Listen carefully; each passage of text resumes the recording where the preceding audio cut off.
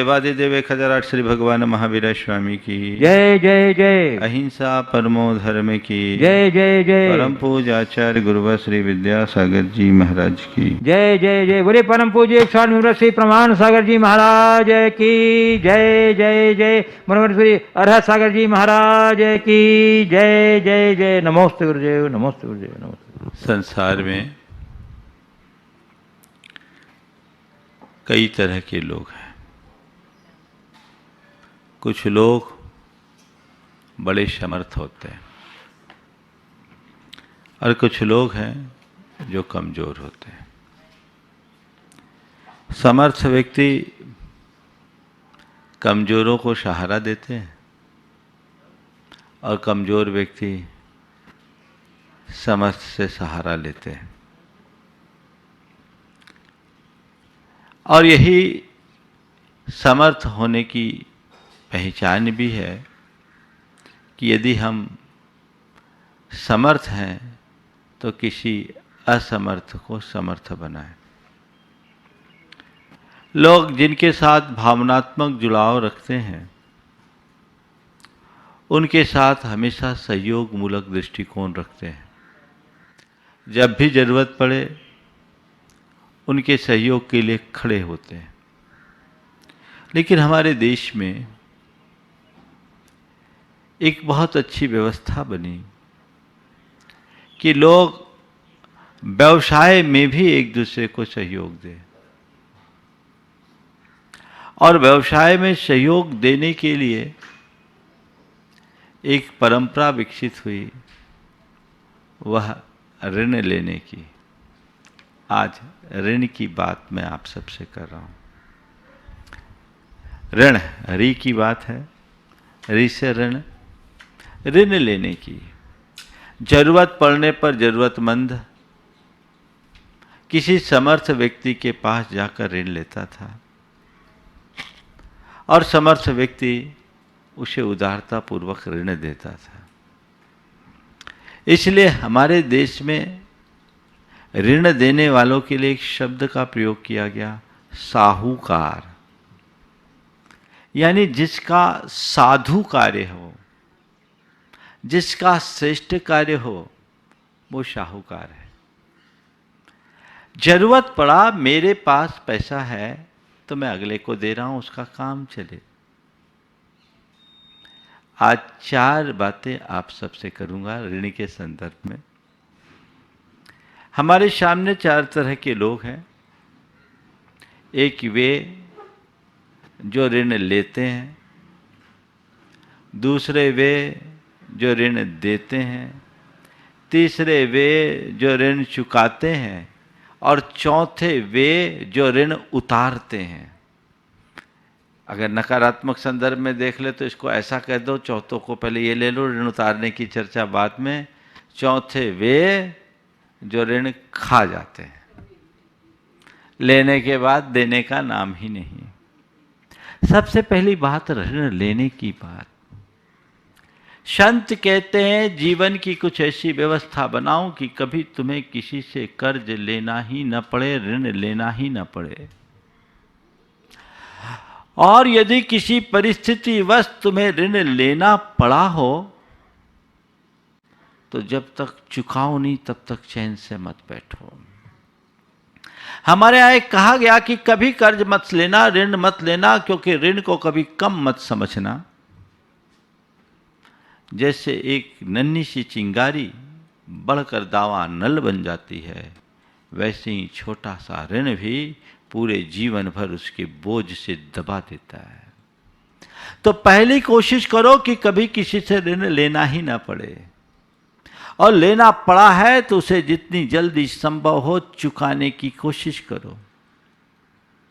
आजकल लोगों में ऋण लेने की प्रवृत्ति बढ़ गई और एक परंपरा विकसित हो गई कर्जा लेके घी पीने की। लोग अनाप शनाप खर्चे करते हैं। लोगों की जीवन शैली एकदम अलग हो गई है। आय के साधन लोगों के पास कम और खर्चे जब अधिक होते हैं तब व्यक्ति के सामने अनेक तरीके से पैसा एकत्रित करने का सवाल खड़ा होता है और उसमें फिर लोग एक दूसरे से पैसा उधार लेकर कर्जदार बन जाते हैं और कई ऐसे भी कर्जदार होते हैं जो जीवन भर उस बोझ से दबे रहते हैं। ऋण लो कब लो? जब तुम्हारे ऊपर घोर विपत्ति हो, तभी ऋण लेना चाहिए।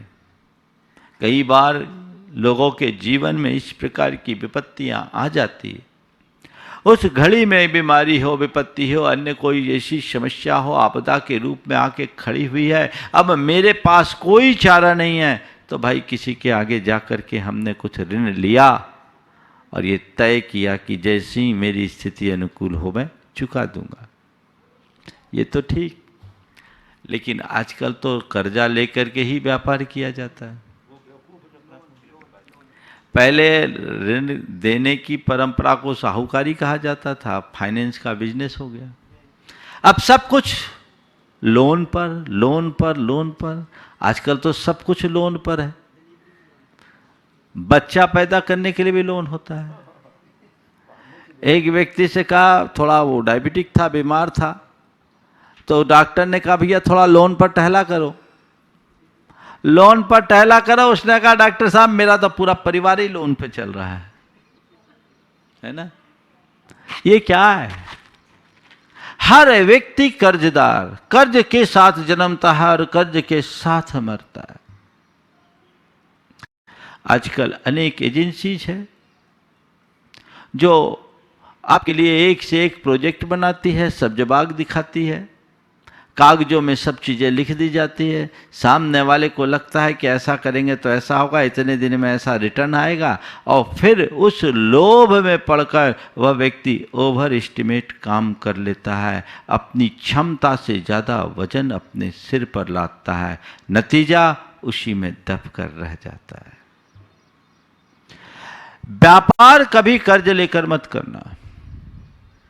हमारे नीति शास्त्र कहते हैं जितनी पूंजी उतना काम, जितनी चादर उतना पैर, उसे बाहर मत बढ़ाना। अगर तुम्हारे पास कम पैसा है, छोटा धंधा कर लो, सुख की नींद सोओगे। कम पूंजी में बड़ा व्यापार करोगे तो चिंता में सोओगे, चिंता में जागोगे। अपनी संपत्ति का भोग करने की जगह रात दिन एक ही बात होगी, इसका पैसा कैसे चुकाऊं, उसका पैसा कैसे चुकाऊं। कई लोग हैं जो इसकी टोपी उसके सिर ही करते रहते हैं और करोड़ों के संपत्ति के मालिक होने के बाद भी भिखारियों जैसा जीवन जीते हैं। उनके जीवन में हमेशा क्राइसिस होता है। तो ओवर एस्टिमेट काम कभी मत करो। महाराज ऐसा नहीं करेंगे तो प्रोग्रेस कैसे करेंगे? पर मैं देखता हूं ऐसा करने वाले लोगों में सफल होने वाले लोग कम होते हैं, विफल होने वाले लोग ज्यादा। एक बात हमेशा ध्यान रखना, वजन लेकर पहाड़ नहीं चढ़ा जाता। कदाचित बाजू का वजन हो तो फिर भी चलेगा, लेकिन सिर का बोझ लेकर के तो बिल्कुल नहीं चढ़ा जा सकता। आप अपनी क्षमता के अनुरूप ही काम कीजिए, उससे ज़्यादा काम कीजिएगा तो जीवन भर दुखी रहिएगा। मैं एक ऐसे व्यक्ति को जानता हूं जिसकी कभी 500 करोड़ की नेटवर्थ थी। उस व्यक्ति के मन में ऐसा भाव आया कि मैं और ज़्यादा कारोबार बढ़ाऊं, जितना बढ़ सके बढ़ाऊं, बढ़ सके बढ़ाऊं। उसने कई देशों में बड़े बड़े एमओयू कर लिए, बड़ा कारोबार फैलाया, लेकिन कुछ दिन बाद ऐसी स्थिति बनी कि वो गवर्नमेंट की पॉलिसीज बदल जाने के कारण सब कुछ ठप्प हो गया। गवर्नमेंट की पॉलिसी बदल जाने के कारण वो सब कुछ ठप्प हो गया और वो सीबीआई के रडार पर भी आ गया। एक दिन में सारा पिक्चर बदल गया। बैंक का उस व्यक्ति के ऊपर 1000 करोड़ से अधिक का कर्जा, सारे काम ठप। अब उसका ब्याज सिर पर चढ़ करके भारी हो गया। नतीजा, जो व्यक्ति करोड़ों का मालिक था, अरबों का मालिक था, सड़क पर आ गया। सारा व्यापार ठप, एनपीए होने से सब हाथ से चला गया, देखते ही देखते चला गया। ऐसे एक नहीं सैकड़ों उदाहरण हैं। क्योंकि जब आदमी के ऊपर मार पड़ती है तो सीधे गुरुओं के पास आते हैं। अब महाराज ऐसा हो गया, हम बोले भैया लालच में फंसे क्यों, तुम धीरे धीरे चलते, एक एक करके 1000 सीढ़ी चढ़िए, एक साथ 100 सीढ़ी चढ़ने की कोशिश कभी मत कीजिए, गांठ बांध लीजिए। तो व्यापार के लिए कर्ज मत लो, कर्ज लेकर व्यापार मत करो और उधार का धंधा मत करो, जीवन तब चलेगा। अगर सुखी रहना है तो ये रास्ता है, उधार लेके बेचो मत और किसी को उधार में बेचो मत, तब आपका काम होगा। तो लोन कर्ज लेना नहीं, पहला हो लेना है तभी लेना जब तुम्हारे पास कोई चारा नहीं, और कोशिश करो कि अगर मैं ऋण ले रहा हूं तो उतने एसेट्स मेरे पास है कि नहीं उसे चुकाने की, तय समय में चुका सकूंगा कि नहीं, तभी लेना, नहीं तो हाथ बांध करके बैठ जाना। एक व्यक्ति जिसके पास 10 चक्का के 40 गाड़ियां थी, सीमेंट का C&F था, बड़ा कारोबार था। अब उस आदमी के मन में धुन चढ़ी, उसने बैंकों से रुपए ले लिए और बढ़ा लिया अपना कारोबार। अब कारोबार तो बढ़ा दिया, लेकिन 1-2 टेक्निकल स्थिति ऐसी आई कि सब ठप हो गया। उस व्यक्ति ने कहा महाराज पिछले 2 साल में हमें 5 करोड़ का नुकसान हुआ। उस व्यक्ति ने कहा महाराज अगर हम कारोबार नहीं करते तो भी हम बैठ के खाते तो इतना नुकसान नहीं होता, इतना खर्च नहीं होता, लेकिन 2 साल में 5 करोड़ का नुकसान हुआ। उस व्यक्ति को अपनी संपत्तियां बेचनी पड़ गई। तो ये चीज, ये सोच अपने मन मस्तिष्क में अंकित करके चलनी चाहिए ऋण के संदर्भ में। अब दूसरा, ऋण देने वाला। ऋण कौन देता है? जो समर्थ हो। सबसे पहले तो मैं ये कहूंगा कि ब्याज लेने देने का धंधा ही मत करो। ये धंधा बहुत अच्छा धंधा नहीं है, क्योंकि इसमें जब मनुष्य लोभ लाभ के गणित में फंसता है तो कहीं ना कहीं उसकी वृत्ति सामने वाले के शोषण की हो जाती है। फिर भी मुझसे एक बार एक सवाल किया किसी ने कि महाराज जी मुस्लिम कम्युनिटी में सूदखोरी को गुनाह माना जाता है, पर जैनियों के यहाँ ब्याजखोरी का धंधा बहुत होता है, आप इस पर क्या कहेंगे? मैंने उससे कहा देखो भाई, 2 दृष्टियाँ हैं, एक शोषण और सहयोग की। जहाँ तक शोषण का सवाल है उसमें ब्याजखोरी क्या, हर उस धंधे को जैन धर्म में निषिद्ध कहा गया है जिसमें किसी भी प्रकार का शोषण हो। लेकिन अगर ब्याज की बात करते हैं तो उसमें कहीं सहयोग की भी भावना है। सहयोग की भावना है कि भाई किसी को ज़रूरत है, आपके पास सरप्लस है, उसने आपको रुपया दिया, आपने उसके एवज में उसे एक ब्याज के रूप में कुछ दिया जिससे उसका काम चल गया, तो इसमें दोनों का काम चलता है। अब मान लीजिए कोई व्यक्ति रिटायर है, उसके लिए और कोई वृत्ति का साधन नहीं है, उसने अपना पैसा किसी को दिया, किसी के पास सरप्लस पैसा उसने दिया, तो इसे मैं सर्वथा गलत नहीं कहता। लेकिन कब? जब तुम्हारी नीति और नियत सही हो तब। हर किसी से कर्जा लेना मत, पहला कोशिश कर्जा लेना मत, और लेना ही पड़े तो हर किसी से लेना मत। किससे लेना? जो नीतिमान हो और उदार हो, जिसकी नियत साफ हो, नीति सही हो, तुम्हारी जरूरत का गलत फायदा उठाने वाला ना हो, और जिसका हृदय उदार हो, विशाल हो।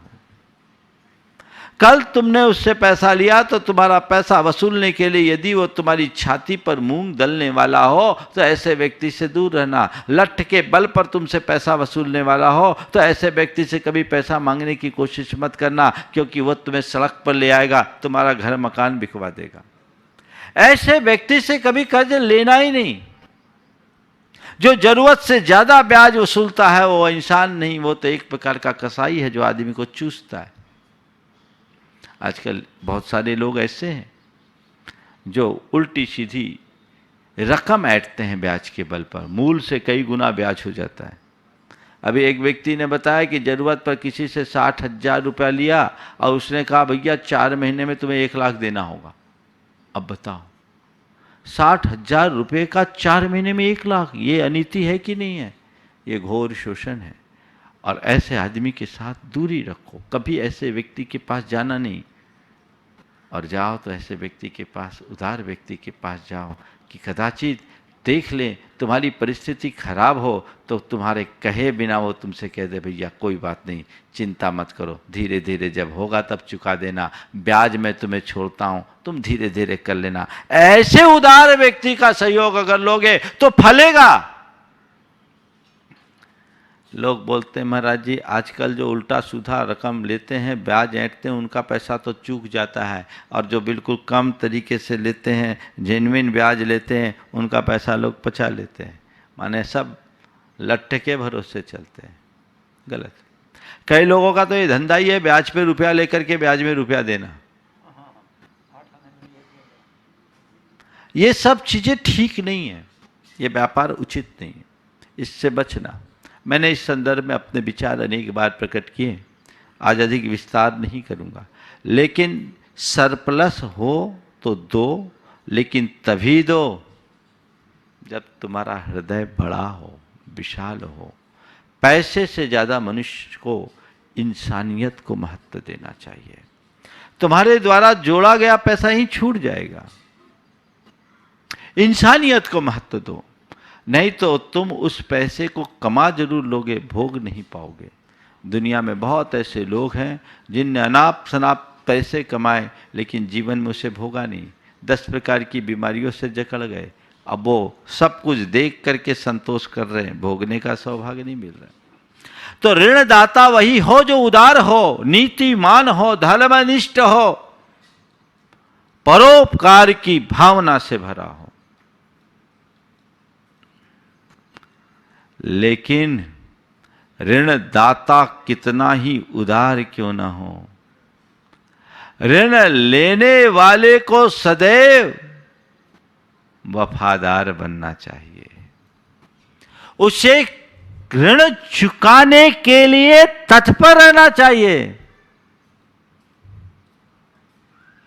तत्पर।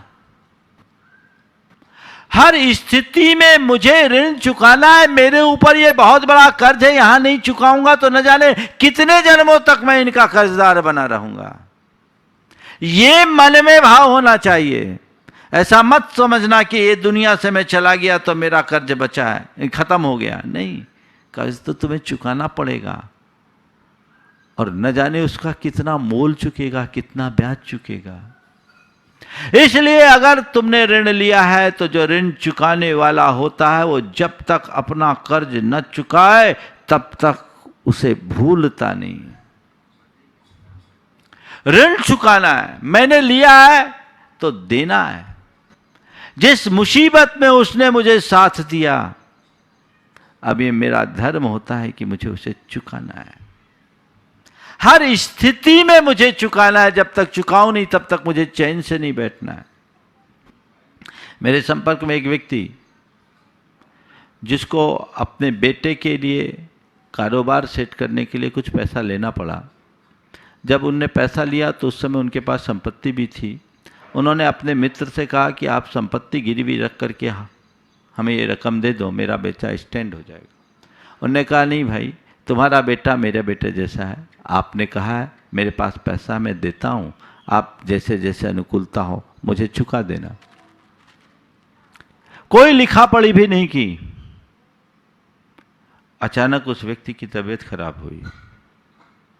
उसने अपने बेटे को बुलाया, कहा बेटा देख, मैंने जीवन में बहुत अच्छे कार्य किए, पर मुझे लगता है अब मेरे पास समय नहीं है। मैं कर्जदार बनकर नहीं जाना चाहता, कर्जदार बनकर नहीं जाना चाहता। मेरे ऊपर एक बहुत बड़ा बोझ है। इतने वर्ष हो गए, सामने वाले ने आज तक हमसे कुछ कहा नहीं, लेकिन तुम उसे आज तक चुका नहीं पाए। मुझे इस बात का बड़ा दुख है, तुम्हें इस बोझ को उतारना है। अब मैं चाहता हूँ कि इस समय मेरी जो ये संपत्ति है मैं उनके नाम कर दूं। बेटे ने कहा, बेटे से पूछा तुम्हारी क्या राय है? बोले पिताजी बिल्कुल मैं भी चाहता हूँ आपके सिर पर कर्ज न हो, आपका आशीर्वाद हो, मैं सब कुछ कर लूँगा, ये काम कर लेता हूँ। उसने उस व्यक्ति को बुलाया, आप सोच के आश्चर्य करेंगे कि आज भी ऐसे उदाहरण है। उसने अपने मित्र को बुलाया, उसके प्रति आभार व्यक्त किया कि आपका बहुत बड़ा साथ था और उस साथ के कारण मेरा बेटा आज कम से कम काम काज के लायक हो गया, लेकिन मैं इतना समर्थ नहीं बन पाया कि आपका पैसा चुका पाता। पर मैं अब चाहता हूँ कि मैं कर्ज से दब कर इस दुनिया से न जाऊं, इसलिए आपसे हाथ जोड़कर विनती है, ये संपत्ति आप ले लीजिए। सामने वाले ने कहा ऐसी कोई बात नहीं। बोले नहीं, मैं कर्ज चुका कर जाऊंगा, ऐसे नहीं जाऊंगा, आपको लेना पड़ेगा। अगले ने उस संपत्ति को अपने नाम लिया और साथ ही साथ बेटे से कहा, बेटा ठीक, तेरा जब तक अल्टरनेट न हो जाए तब तक उसे खाली करने की जरूरत नहीं है, संपत्ति मेरी है, यह तेरी बात एक है, लेकिन आज तेरे पिता के आदर्श ने मुझे अंदर से नम्रीभूत कर दिया, अभिभूत कर दिया। मैं आपसे पूछता हूं, है आपके अंदर ऐसा दिल? अगर किसी से लिया है, नहीं मांग रहा है तो पचा जाओ। अरे नहीं मांगने पर पचाने की बात तो दूर है, सामने वाला मांग मांग कर हार रहा है तो भी देने की नियत नहीं। ऐसे लोग 7 जन्मों तक दरिद्र होंगे। उन्हें सोचना चाहिए, ऋण लिया है तो ऋण चुकाओ। कई कई ऐसे लोग जिनके ऊपर लोगों ने विश्वास करके अपना रकम दिया, विधवाओं का पैसा रखें, अब वो भी डकार गए, खुद पर खर्चा कर रहे हैं, सामने वाले को पैसा नहीं दे रहे हैं। ये कितना बड़ा पाप, जिनने अपने जीवन का सारा आधार तुम्हें सौंपा इस आशा के साथ कि तुम जो उसे उसके एवज में ब्याज दोगे उससे उनका गुजर बसर चलेगा, और तुम उसे पचा गए। कितनी हाय तुम्हें लगेगी। ध्यान रखना, जो ऐसे लोगों के द्रव्य का उपभोग करेगा वो 7 जन्म तक दरिद्र और अनाथ होगा। ये भूलना मत, ये कर्ज छूटेगा नहीं। तो ये हृदय में धार के रखना चाहिए, किसी का 5 रुपये का भी कर्ज तुम्हारे सिर पर है और तुम्हारी स्मृति में है, तो जब तुम्हें ये रखना चाहिए मन में भान कि मुझे उसका कर्ज चुकाना है। देने वाला भले भूल जाए, पर तुम्हारे स्मरण में रहना चाहिए मुझे इसका कर्ज चुकाना है, चुकाना है, चुकाना है, और जीवन के अंतिम क्षण तक उसे चुकाने का प्रयास करना चाहिए, भोगना नहीं चाहिए। तो ये ऋण चुकाने वाले लोग वफादार कहलाते हैं। जो कमजोर होते हैं वो ऋण लेते हैं, जो उदार होते हैं, समर्थ होते हैं, वो ऋण देते हैं, और जो वफादार होते हैं वो ऋण चुकाते हैं, और जो बेईमान होते हैं वो कर्ज खाते हैं, वो जीम जाते हैं। आजकल ऐसे लोगों की भरमार हो गई। एक बार एक व्यक्ति ने किसी से कहा कि भैया कुछ रुपयों की ज़रूरत है। बोले रुपये तो दूंगा, लेकिन आप फिर उसे लौटाएगा क्या? सामने वाला बोलता क्या, आज तक जिसका लिया उसका लौटाया नहीं, तुम्हारा क्या खा के भाग जाऊंगा? आज तक जिसका लिया उसका लौटाया नहीं, तुम्हारा क्या खा के भाग जाऊंगा? बड़ी बुरी हालत है। कई लोग हैं जो केवल यही काम करते हैं, कर्जा लेना, कर्जा लेना, कर्जा लेना। पर बंधुओं, वो उन्हें समझना चाहिए कि ऐसा करके वो अपने जीवन के साथ कितना बड़ा धोखा कर रहे हैं। इससे बचो, जीवन को व्यवस्थित करो। हो सकता है मेरी बात से बहुत सारे लोग असहमत होंगे कि महाराज जी आपकी बात के अनुसार चले तो हमारा कारोबार का विस्तार कैसे होगा, बड़े बड़े व्यापार और उद्योग हम कैसे चलाएंगे। लेकिन मेरे सामने ऐसे भी बहुत सारे लोग हैं जिनका बहुत बड़ा कारोबार है और 1 रुपये का डेप्ट नहीं है, 1 रुपये का कर्ज नहीं है, कहीं ना बैंक से न किसी और से। समर्थ के अनुसार चलो, और अगर विकास करने के लिए लेना भी है तो एक सीमा में लो। जैसा अभी मैंने थोड़ी देर पहले कहा था कि बाजू का वजन होना चाहिए, सिर का नहीं। ऐसा लो कि अगर किसी टेक्निकल कारण से कोई व्यवधान आ जाए और मैं अपने वांछित लक्ष्य की तरफ न बढ़ सकूं, तो फिर मुझे किसी को देने के लिए मोहताज न होना पड़े, जिस दिन चाहूं उसका पैसा कैश करके लौटा सकूं।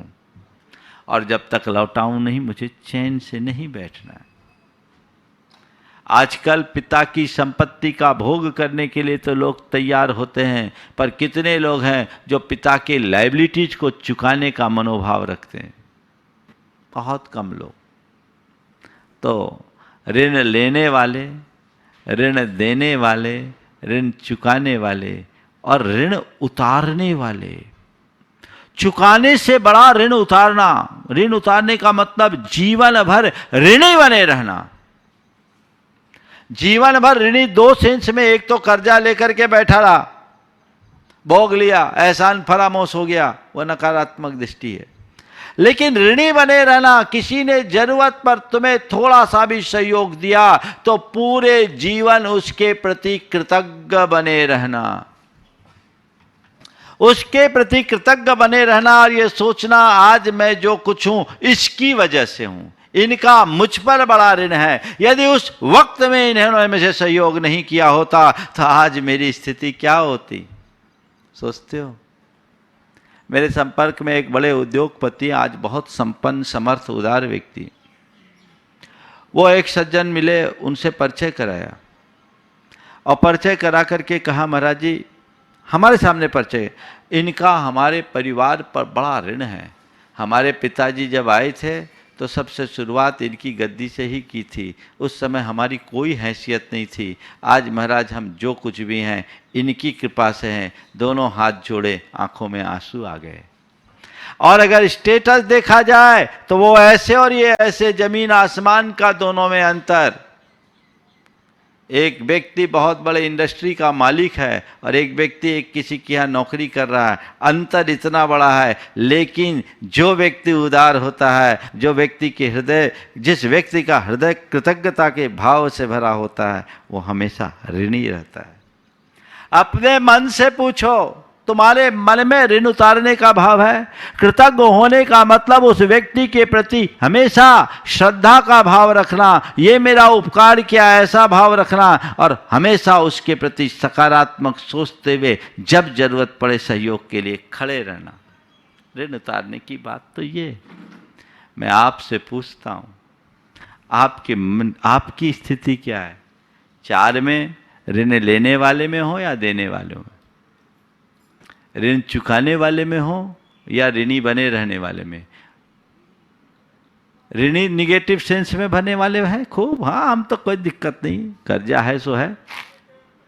नहीं, हमें ऋण उतारना है। आपको पता है हम पर किनका किनका ऋण है? किनका किनका ऋण है? हम पर बहुत सारा ऋण चढ़ा हुआ है।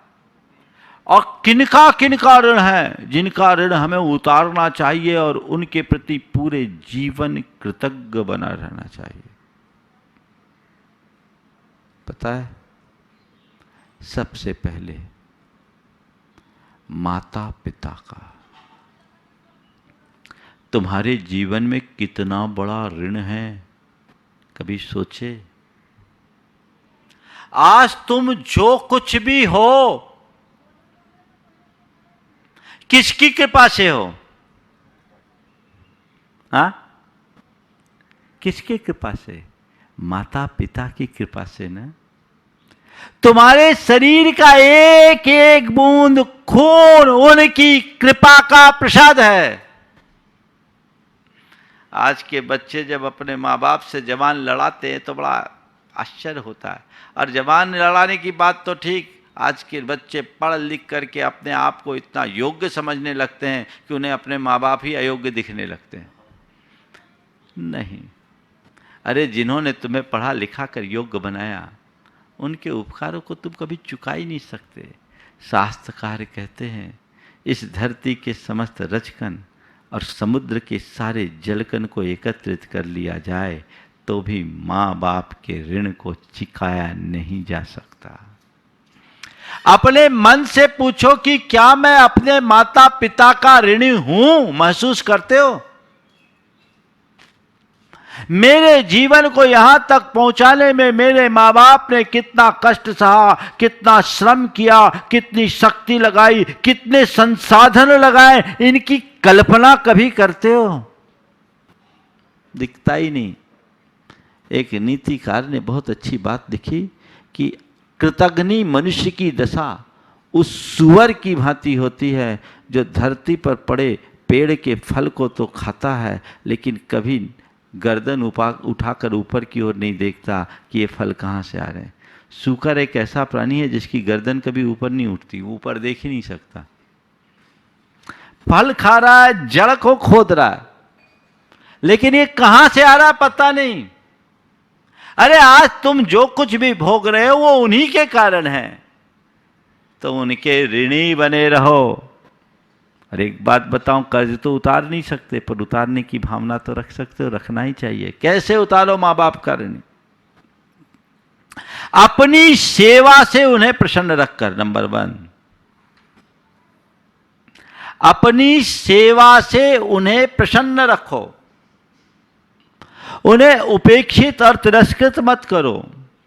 मां बाप को घर में रह करके कभी ऐसा नहीं लगना चाहिए कि मेरा तो कोई है ही नहीं, जरूरत पड़ने पर कोई पूछने वाला ही नहीं। आजकल तो ऐसा ही हो रहा है, माँ बाप को भी अनाथ आश्रम, वृद्धाश्रमों में जाना पड़ रहा है। एक युवक ने अपने पिता को वृद्धाश्रम छोड़ा, लौटते समय पूछा, कहा पापा आपको मुझे कुछ कहना है?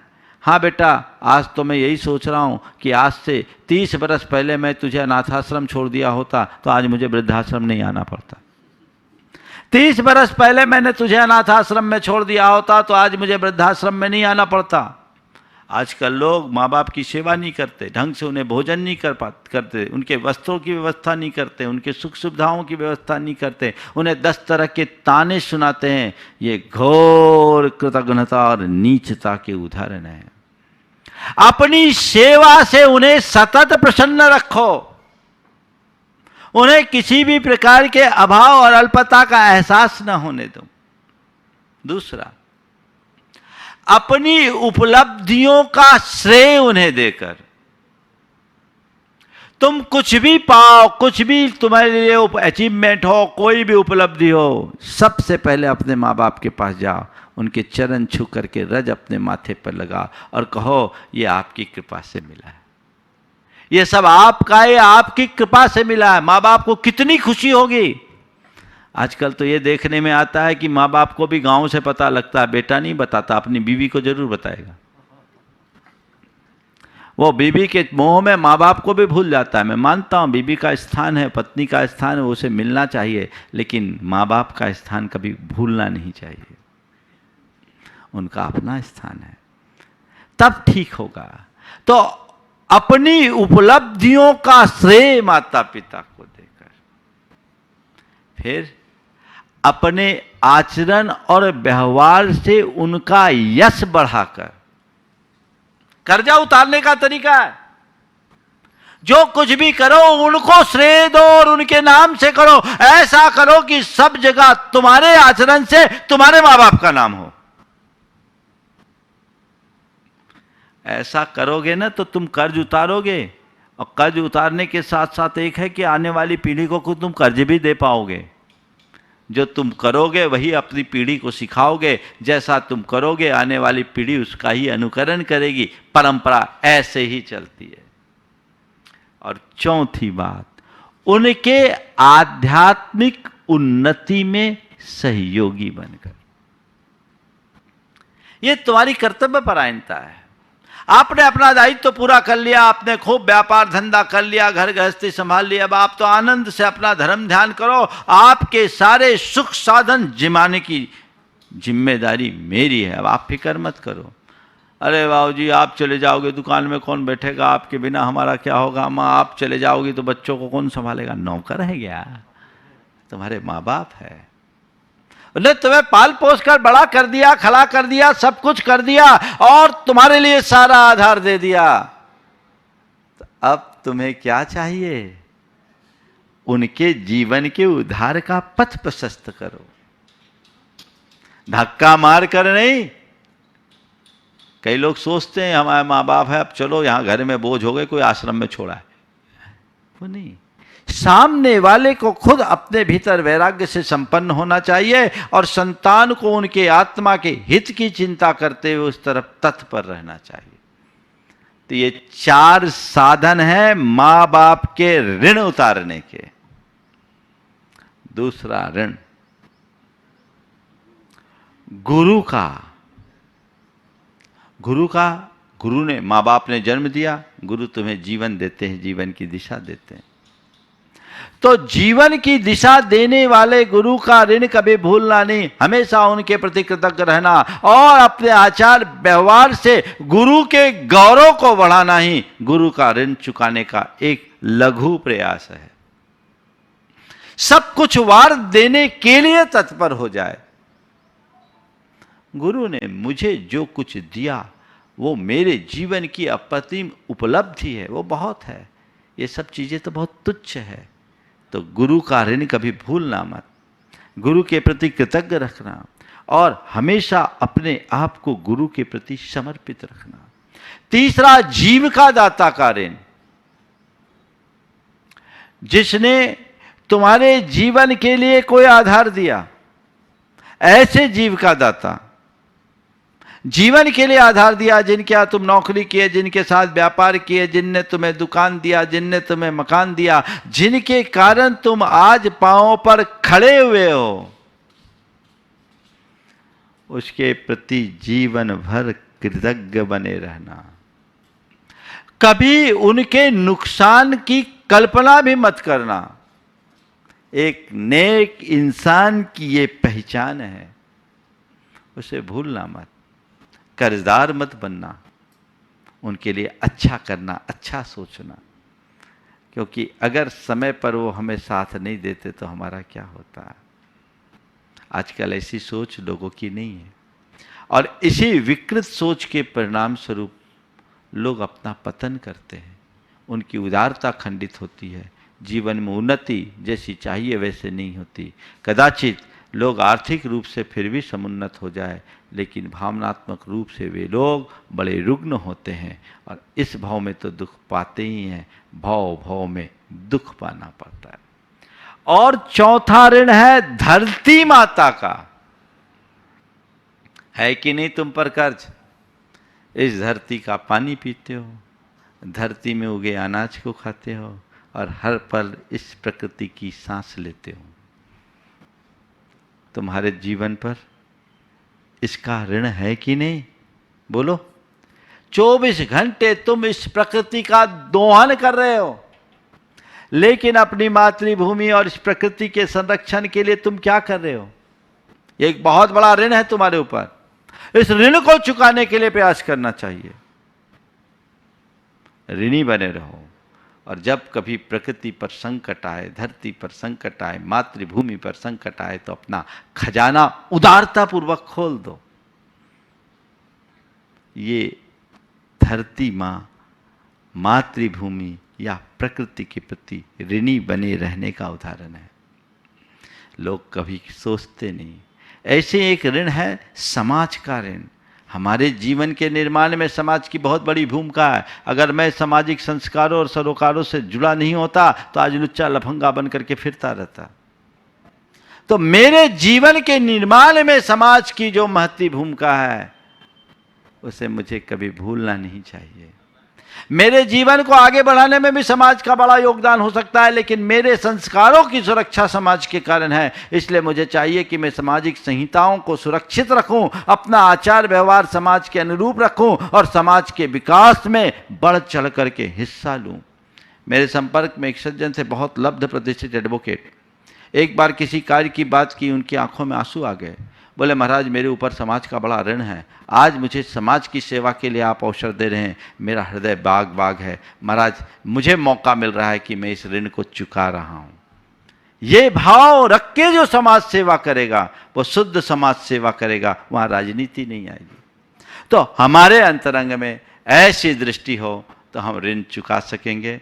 तो मैं आपसे कहता हूँ, ऋण लेने और देने की नौबत ना आए, लेकिन ऋण चुकाने और ऋण उतारने में हम कभी पीछे न रहें। समय आप सबका हो गया, यहीं पर विराम। बोलिए परम पूज आचार्य गुरुवर श्री विद्यासागर जी महाराज। तो देवादिदेव 1008 श्री भगवान महावीर स्वामी की जय जय जय। अहिंसा परमो धर्म की जय जय जय। परम पूज आचार्य गुरुवर श्री विद्यासागर जी महाराज की जय जय जय। बोलिए परम पूज्य 108 मुनिवर श्री प्रमाण सागर जी महाराज की जय जय जय। एक कंपनी के डायरेक्टर ने, मालिक ने अपनी बोर्ड ऑफ डायरेक्टर की बैठक की और उस बैठक में उसने कहा कि मुझे वे सब कारण बताओ जिससे हमारी कंपनी फेल हो जाए। वो सब कारण बताओ वो जिससे हमारी कंपनी फेल हो जाए। सबको बड़ा आश्चर्य हुआ कि अब तक तो जितनी भी मीटिंग्स होती हैं उसमें कंपनी के ग्रोथ की बात की जाती है। ये उल्टा कह रहे हैं कि कंपनी जिससे फेल हो जाए वे सारे उपाय बताओ। पर मालिक बोल रहा है, करने वाले क्या कर सकते हैं। ढेर सारे कारण बता दिए, जिन जिन कारणों से कंपनी फेल हो सकती है सब ने लिखवा दिए। कंपनी के मालिक ने धैर्यपूर्वक सबको सुना और कहा, बस मैं आप सबसे इतना कहना चाहता हूं, इन कारणों से कंपनी को बचा के रखो। जिन कारणों से कंपनी को नुकसान पहुंचने वाला है, यदि उन कारणों से हम अपने आप को बचा के रखेंगे तो हमारी ग्रोथ स्वाभाविक हो जाएगी। विगत दिनों से कुछ ऐसी ही बातों से मैं आप सबको अवगत करा रहा हूं। हमारे जीवन की कंपनी को नुकसान पहुंचाने वाले कारकों की चर्चा कर रहा हूं।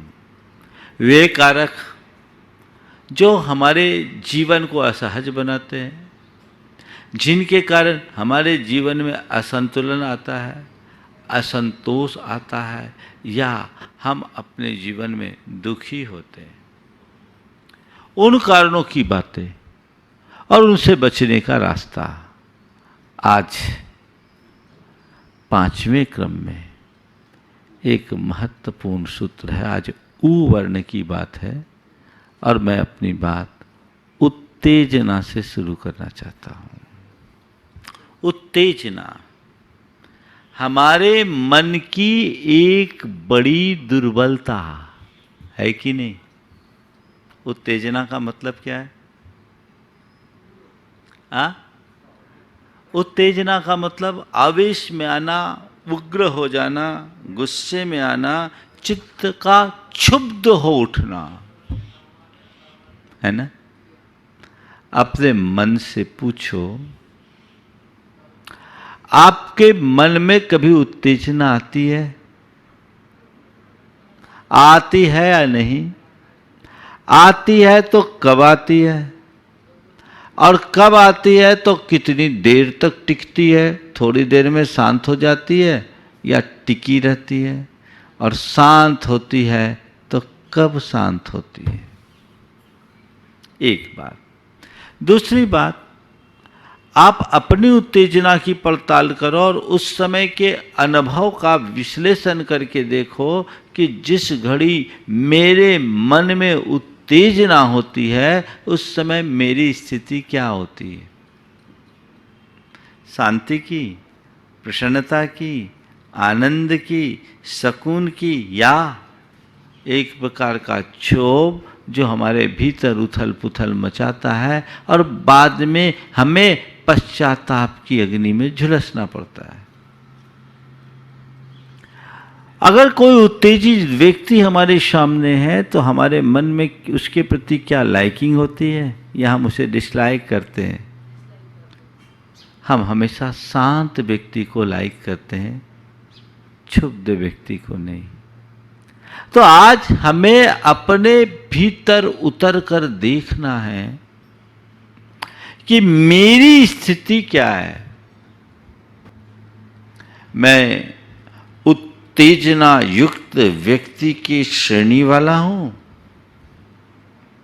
या सहज शांत स्वभावी मनुष्य कहलाने का अधिकारी हूं? यह हमें देखना है। 4 बातें आज के संदर्भ में आप सबसे करूंगा। उत्तेजना क्या? उत्तेजना क्यों? उत्तेजना क्या? उत्तेजना क्यों? और उत्तेजना के बढ़ने का कारण क्या? और उत्तेजना को शांत करने का उपाय क्या? उत्तेजना एक नकारात्मक आवेग है जो हमें विपरीत परिस्थितियों में या अपने आवेग में असामान्य बना देता है, अंदर से क्षुब्ध कर देता है, जिस घड़ी में हमारे अंदर का विवेक छिन्न भिन्न हो जाता है। जब मनुष्य उत्तेजना की स्थिति में होता है तो उसकी स्थिति एकदम असामान्य हो जाती है, उसे अपना शुद्ध बुद्ध भी खो जाता है, वो कुछ याद नहीं रख पाता। होता है ना, उत्तेजना का ही एक रूप क्रोध है ना। क्रोध उत्तेजना है, पर उत्तेजना केवल क्रोध रूप नहीं है। उत्तेजना का मतलब एक प्रकार का एक्साइटमेंट जो हमारे अंदर के कषायों की तीव्रता की अभिव्यक्ति है। ये उद्रेक है जो हमारे चित्त में उद्वेग बना देता है, उद्वेग उत्पन्न करता है, जो हमें शांत न रहने दे, जो हमें अस्थिर बना दे, जो हमें व्यग्र बना दे, जो हमें बेचैन बना दे, या जो हमें बावला कर दे। उसका नाम है उत्तेजना। यह उत्तेजना क्रोध की भी होती है, यह उत्तेजना मान की भी होती है, यह उत्तेजना माया रूप भी होती है, और यह उत्तेजना लोभ रूप भी होती है। जब मनुष्य के अंदर उत्तेजना हावी हो जाती है तो वह उस पर अपना नियंत्रण नहीं कर पाता, और नतीजा उस नकारात्मक भावना के आवेग में वह सब हो जाता है जो नहीं होना चाहिए। हम एक एक करके उत्तेजना के रूपों को देखते हैं। जब क्रोध में व्यक्ति उत्तेजित होता है तो हम क्या कहते हैं? आपे से बाहर हो गया। क्या हो गया? आपे से बाहर। आपे से बाहर होना क्रोध प्रेरित उत्तेजना का चरम रूप है। जब भी आपे से बाहर चित्त होता है हमारी दशा ऐसी हो जाती है। कुछ समझ में आता है, उस समय कुछ भी समझ में नहीं आता। व्यक्ति पागल हो जाता है। जैसे कोई व्यक्ति बावला हो जाए तो उसे कुछ भी समझ में नहीं आता। उसके अंदर उग्रता होती है, व्यग्रता होती है, उद्वेग होता है, और वो कुछ भी कर बैठता है। ऐसे ही इस तरह की उत्तेजना मनुष्य को पागल बनाती है। अपने मन को पलट कर देखो, तुम्हारे अंदर क्रोध तो होता ही है, लेकिन क्रोध की में उत्तेजना कितनी होती है? क्रोध एक बहुत बड़ी बुराई है। क्रोधावेश में मनुष्य अपना और औरों का अहित कर डालता है, सब कुछ नष्ट भ्रष्ट कर देता है। लेकिन क्रोध की तीव्रता का अंदाज उसके साथ जुड़ी हुई उत्तेजना से है। तो क्रोध के क्षणों में जो तुम्हारे भीतर का वेग है वो उत्तेजना है, जो आवेग है वह उत्तेजना है, और ये आवेग विवेक को नष्ट करती है। अभी थोड़ी देर बात करूंगा उत्तेजना को नियंत्रित करने की बात। लेकिन क्रोध के आवेग में बह जाना, और ये बहना तुम्हारे भीतर की उत्तेजना की तीव्रता पर निर्भर करता है। तुम कितनी ज्यादा उत्तेजना से ग्रसित हो। मान होना और मान प्रेरित उत्तेजना होना, दोनों में बड़ा अंतर है। क्रोध आया, प्रकट किया, शांत हो गए, लेकिन क्रोध आया, तम आ गए, आप क्या करते हो? ज्यादातर पहले कैटेगरी के लोग हैं। बोले महाराज आप ही कहते सब काम पहला होना चाहिए, सब में पहला नंबर होना चाहिए। तो यही हाल है, यहां बदलाव अपेक्षित है। अगर हम अपनी सोच में परिवर्तन नहीं करें, घटनाओं को ठीक तरीके से समझे बिना प्रतिक्रियाएं देंगे तो वो उत्तेजना मूलक प्रतिक्रिया होगी। शांत, बिल्कुल शांत। समग्रता का चिंतन होगा तो उत्तेजनाएं शांत होगी।